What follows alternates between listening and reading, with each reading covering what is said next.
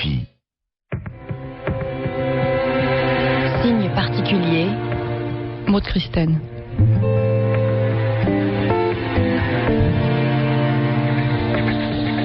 Pierre-Édouard Deldic.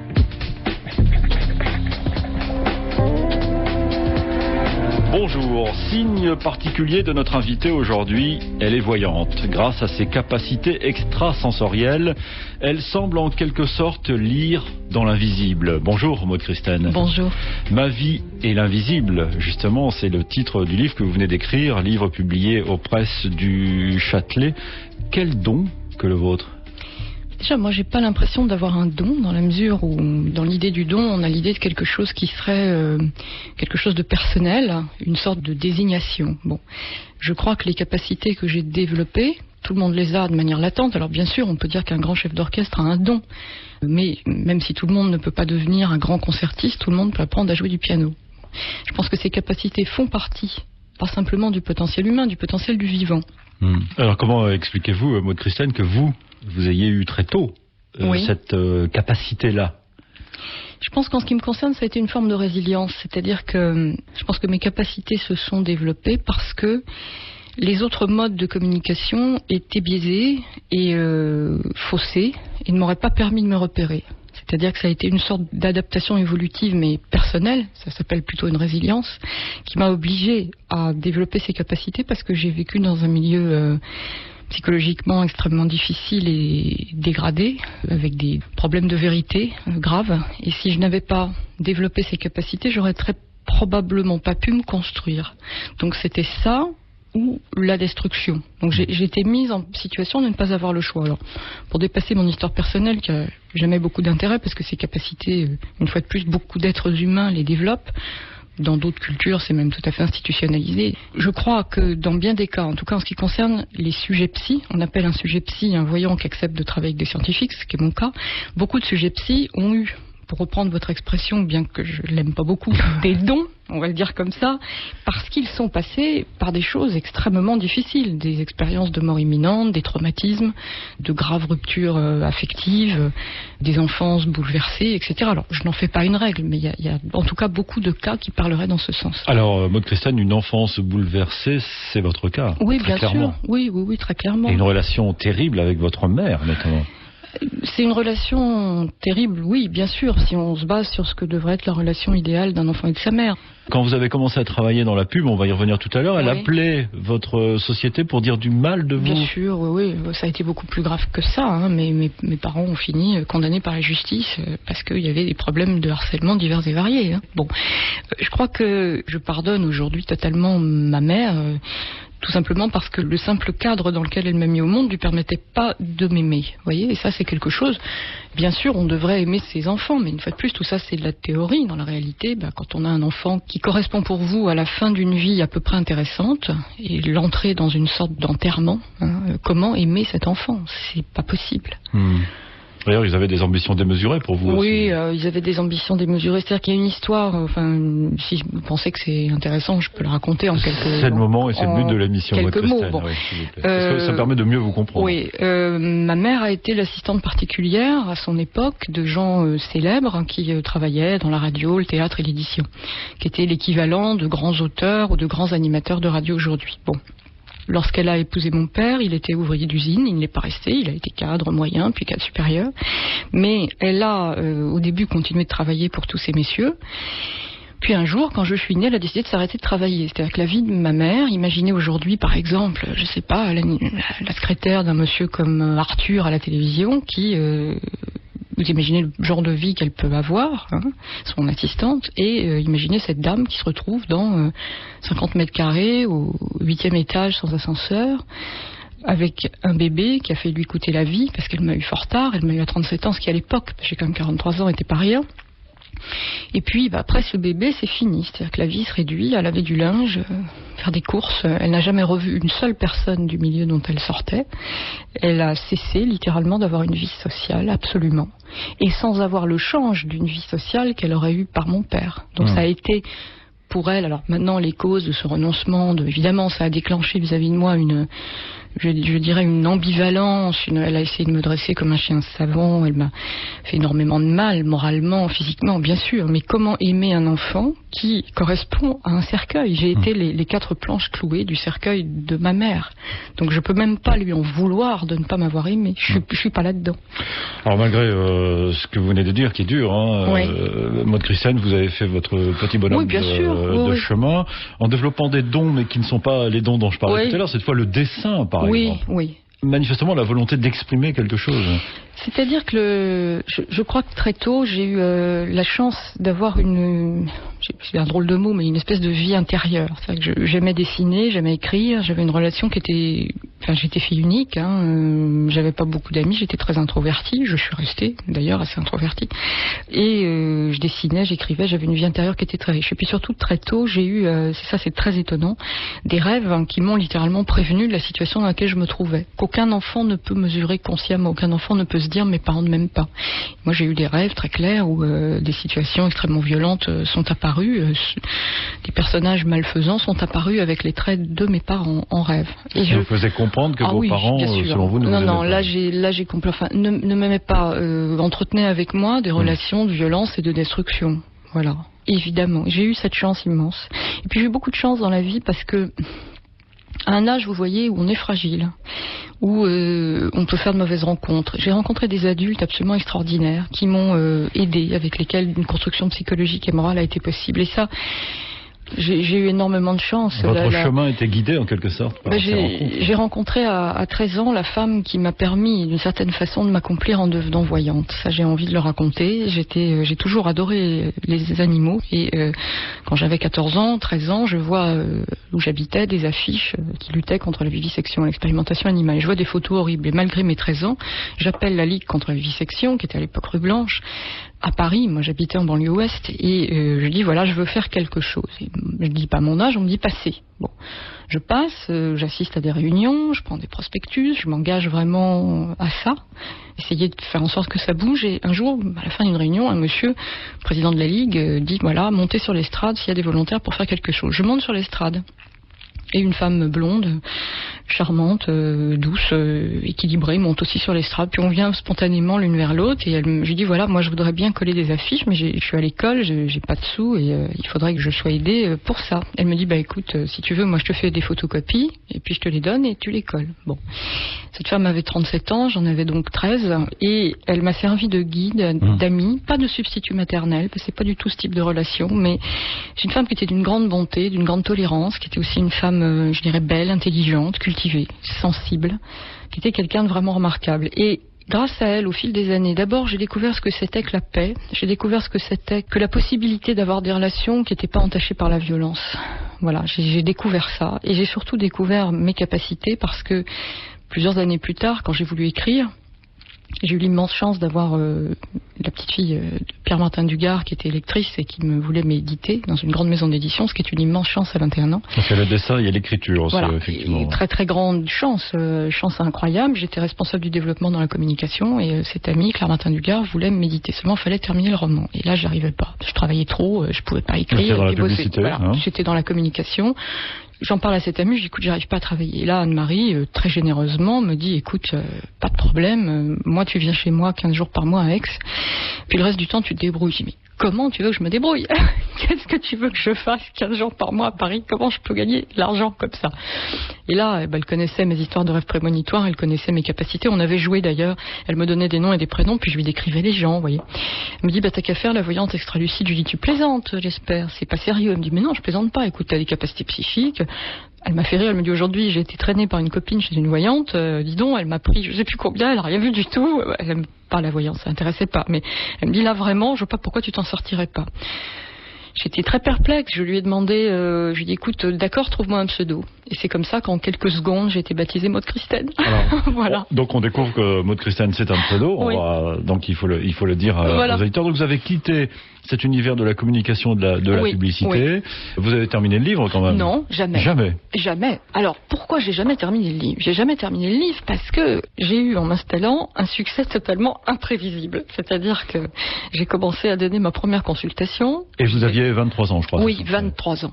Donc je donne ma première consultation, je tremble un peu quand même, je ne savais même pas tirer les cartes. J'utilisais des projections d'encre, vous savez, qui forment un peu comme un test de Rorschach sur une feuille blanche, on projette de l'encre et on l'applique. Moi, ça me donnait des perceptions. Et je me mets à décrire à la personne qui était en face de moi son travail, sa maman, sa famille, etc. À partir de cette oui, bien sûr, qui me permettait d'aller chercher ce que j'appelle l'information au fond de moi. Bon. Personne n'était époustouflée. Alors vous savez, c'est incroyable dans ces cas-là, parce que la personne sortait de chez moi, dans les 3 heures, j'avais 3 coups de fil de ses amis. Et je me suis trouvée en 3 semaines à avoir des rendez-vous bouclés sur 15 jours.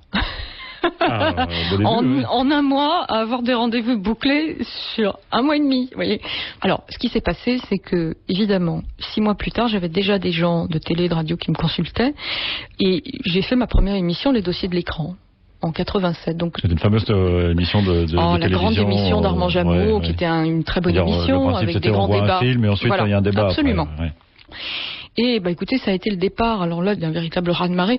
Quelques semaines avant, j'avais vu un article dans le Figaro Madame, etc. Donc la notoriété s'est vite installée. Voilà. Mais en 6 mois. Oui. Voilà. Alors j'ai jamais fini mon livre parce que moi, ça m'a beaucoup intéressé de voir que je voyais, si je puis dire. Mais j'ai douté parce qu'au départ, si vous voulez... C'est ça qui est extraordinaire, et on le découvre en lisant votre livre, c'est que vous doutez de vos propres capacités. Et vous dites d'ailleurs que vos capacités, vous les avez admises 2 ans avant de vous installer, en fait, 21 ans, c'est ce que vous... Oui, je les ai admis, et même en m'installant, j'en étais pas certaine.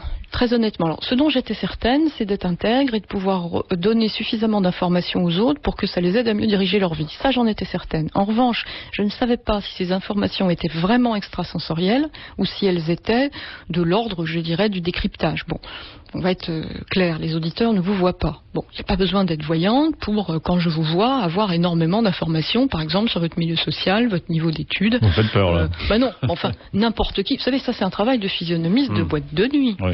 Ça n'a rien à voir avec de la voyance. C'est des perceptions sensorielles, parce qu'il faut quand même revenir. Qu'est-ce que c'est la voyance? C'est des perceptions extrasensorielles, c'est-à-dire des perceptions qui ne passent ni par ce qu'on vous dit, ni par ce que vous voyez, ni par ce que vous entendez. Voilà. Donc c'est quand même bien précis.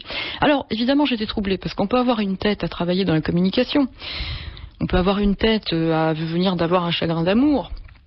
Là où ça devient plus difficile, c'est quand vous dites à quelqu'un, vous avez eu un chagrin d'amour, mais c'est il y a 4 ans. On vous dit, oui, c'est il y a 4 ans. Le chagrin d'amour, il y a 4 ans, là, ça devient plus compliqué. Mais surtout, là où je me doutais qu'il y avait de l'extrasensorialité dans l'air, c'est que quand on me donnait par exemple le prénom d'une personne de la famille, je pouvais décrire par exemple sa situation présente ou des pathologies. Alors là, on peut avoir une tête à travailler dans la communication ou avoir un bon niveau d'études ou au contraire un niveau défavorisé, mais on n'a pas de tête à avoir une maman qui a une cataracte. Vous voyez, ça, donc là, vous vous êtes dit qu'il y avait quelque chose. Oui, quand même. Mais là aussi, j'ai beaucoup douté. Vous savez, je comprends les sceptiques parce que il faut faire attention avec la voyance parce qu'il y a aussi tout un tas de choses qui n'en sont pas. Vous voyez, bon, tout le monde se dit un jour quand son gosse est en retard à l'école, zut, il y a dû y avoir un drame. Toutes les mères se disent ça. Puis une fois sur je sais pas combien de milliers, il y a un drame.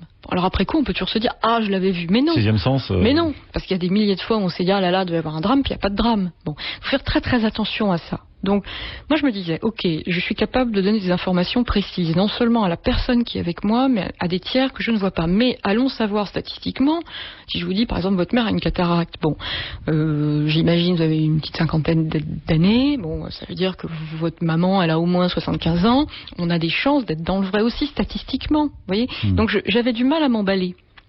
Mes clients, eux, ils s'emballaient, mais je savais pas s'ils s'emballaient pour des bonnes raisons, parce que ce que je savais, c'était le cas depuis mon adolescence, c'est que j'avais une capacité d'écoute, d'empathie et de capacité à remettre les problèmes à plat, mais je dirais comme beaucoup de coachs d'un bon niveau, qui font bien ce travail et qui, quand vous arrivez chez eux, vous disent bon voilà ce qu'il faut travailler. Bon. Maintenant, là non plus, il n'y a rien d'extrasensoriel là-dedans. Alors, moi j'ai eu besoin de me réapproprier mes capacités. Vous voyez, ce que j'entends par là, c'est de les tester par moi-même, en étant certaine, parce que, vous voyez, il y a aussi autre chose.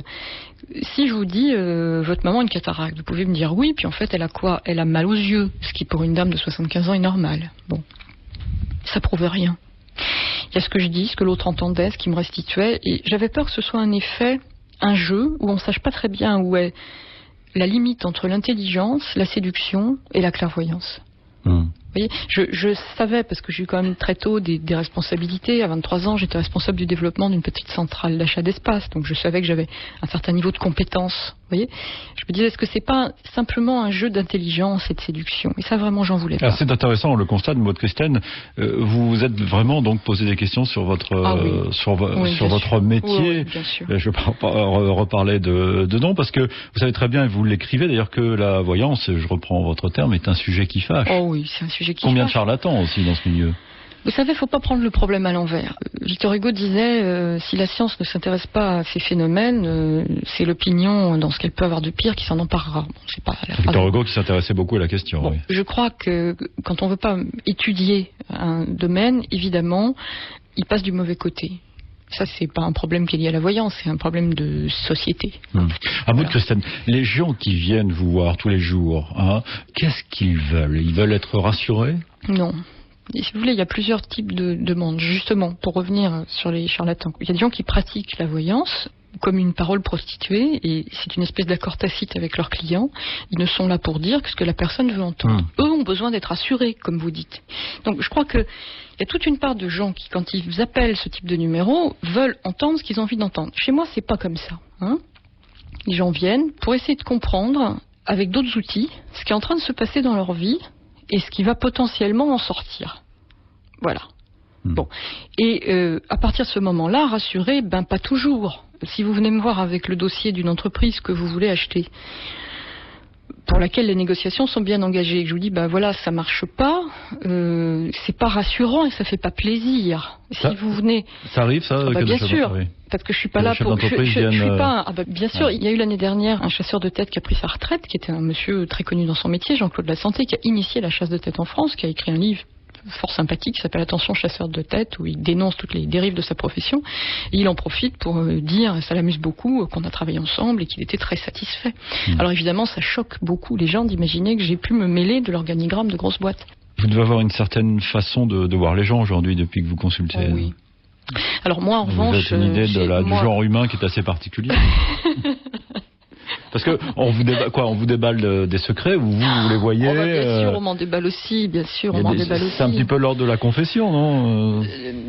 Écoutez, c'est pas le principal. Le principal de mon métier, c'est ni d'être psy, ni d'écouter les autres, c'est de leur donner des informations sur ce qui est en train de se passer, ce qui va arriver, et aussi ce qu'ils doivent faire pour que ça se passe le mieux possible. Alors évidemment, au milieu de tout ça, il y a de la confession. J'ai pas d'idée sur le genre humain. Ce qui est clair, c'est qu'en 20 ans, puisque ça fait 20 ans cette année que j'exerce, j'ai mesuré à quel point j'avais progressé. Ça, c'est très très net. Il y a une vraie progression par la pratique. Est-ce que vous sentez que ceux qui vous entourent, ceux que vous connaissez, quand vous participez à des soirées, quand vous êtes invité, quand vous sortez, est-ce qu'on vous regarde avec un regard bizarre, on se dit tiens, les voyantes, parce que ça peut être aussi intimidant, non? Oui, c'est compliqué. Moi déjà, je ne participe pas à des soirées. Ça peut vous paraître étrange, mais non. Vous ne sentez pas? Non, non, j'ai pas de plaisir à ça. Non, mais en tout cas, de façon générale, le regard des autres, de ceux que vous connaissez, peut être, pour les autres, ça peut être intimidant Oui, évidemment que c'est compliqué. Les relations amicales sont beaucoup plus complexes parce que ce que je fais est hors de ma culture et j'ai des conduites par la divination et la divination que je pratique même pour moi-même qui évidemment amènent à des prises de décision que personne d'autre que moi ne peut prendre. Vous voyez, je vous donne un exemple. Mon assistante, l'autre jour, me dit que je dois réserver des billets d'avion pour tel endroit. Je dis, c'est pas la peine, ça se fera pas. Bon, je le sais très bien, j'ai été regarder, j'ai vu ce qu'elle allait se passer. Bon, n'importe qui dirait, mais enfin, cette bonne femme, elle est totalement folle. À 15 jours, elle ne réserve pas ses billets. Bon. Donc, au niveau amical, vivre avec quelqu'un qui fait ça, c'est compliqué. Merci en tout cas, Maud Christen, d'avoir parlé avec une telle franchise. Écoutez, j'espère être le plus transparente possible. Voilà. Vous aussi, vous êtes transparente pour les auditeurs peut-être, qui ont pu deviner à travers vos propos une personnalité. Votre livre s'intitule Ma vie et l'invisible. Il est publié aux presses du Châtelet. Signe particulier avec bien sûr la collaboration de Véronique Fournier. Merci à Céline Marais. Réalisation Marc Delouvrier. Technique Cyril Etienne. Merci pour vos messages. Continuez bien sûr à nous écrire. Voici d'ailleurs notre adresse électronique. signe.particulier@rfi.fr. Signe particulier au pluriel. Rendez-vous demain pour une nouvelle rencontre et dans un instant les toutes dernières nouvelles du monde sur RFI.